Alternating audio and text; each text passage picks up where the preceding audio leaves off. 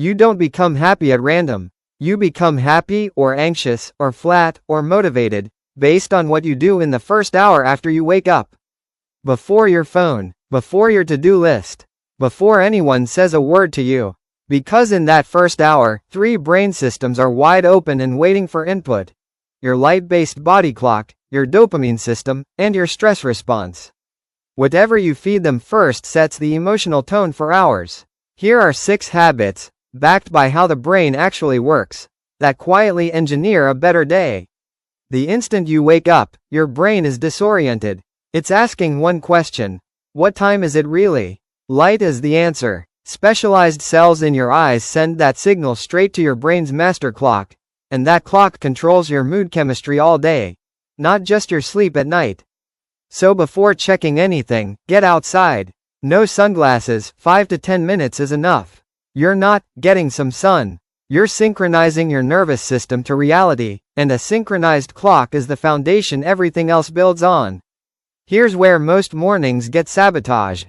The first 20 minutes after waking, your dopamine system is unusually sensitive. If the very first thing you do is open your phone, your brain gets a reward before it's done anything to earn it. Do that daily, and your baseline dopamine quietly drops, which shows up later as low motivation, flatness, irritability. So hold off. Let the first 20 minutes be boring on purpose. When dopamine finally rises through something you did, not something you consumed, your baseline stays strong instead of crashing. About 30 minutes after waking, cortisol naturally peaks. That's not a malfunction, it's what gives you morning alertness. The problem is what you pair it with. Rushing, scrolling bad news, mentally rehearsing everything that could go wrong. That turns normal alertness into anxiety. Instead, try this for 2 minutes. Breathe in for 4 counts, out for 7 or 8. Repeat it 8 to 10 times. The longer exhale is the part that matters. It's the signal your body reads as, "we are safe," and it changes how that cortisol spike actually feels for the rest of the morning. A still body is a brain's favorite condition for replaying worries. The moment you start moving, that loop is much harder to sustain.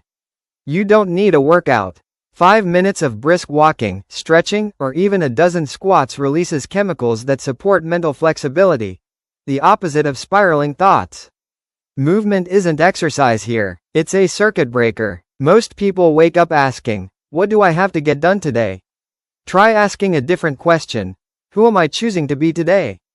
Calm under pressure? Someone who protects their energy. Someone who responds instead of reacts. This isn't a mood board exercise. Naming an identity activates the part of your brain responsible for follow-through, and behavior tends to match whatever identity you've already decided on. Less internal friction, more consistency. Your brain is always collecting evidence about whether you're in control of your life. Small completed actions are that evidence. Make your bed properly. Drink a full glass of water before coffee. Finish one short task, start to end. None of these are impressive. That's the point. You're sending your brain a simple message: I follow through. That message compounds into confidence by mid-morning. None of these 6 habits require more time or more willpower. They require the first hour, used on purpose instead of surrendered to autopilot. Happiness isn't really a feeling you chase during the day. It's a baseline you set before the day even starts.